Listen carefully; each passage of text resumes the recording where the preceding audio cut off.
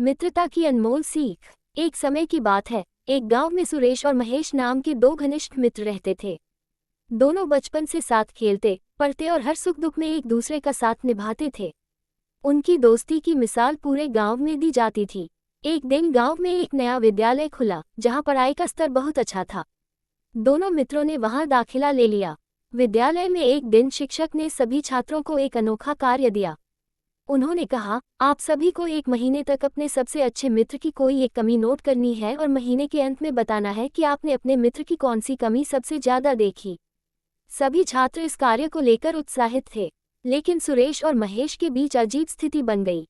दोनों सोचने लगे कि क्या वे एक दूसरे की कोई कमी नोट करेंगे। महेश ने रोज सुरेश में कोई न कोई कमी ढूंढने की कोशिश की, लेकिन जब भी वह कुछ लिखने जाता, उसे याद आता कि सुरेश ने उसकी कितनी बार मदद की है। कभी स्कूल में, कभी घर के काम में, कभी भावनात्मक रूप से। धीरे धीरे उसने महसूस किया कि वह अपने मित्र की कमियों की बजाय उसकी अच्छाइयों को अधिक देखने लगा है। उधर सुरेश भी यही कर रहा था। महीने के अंत में जब शिक्षक ने सभी से उनके मित्रों की कमियां पूछी, तो कई छात्रों ने अपने मित्रों की गलतियां बताईं।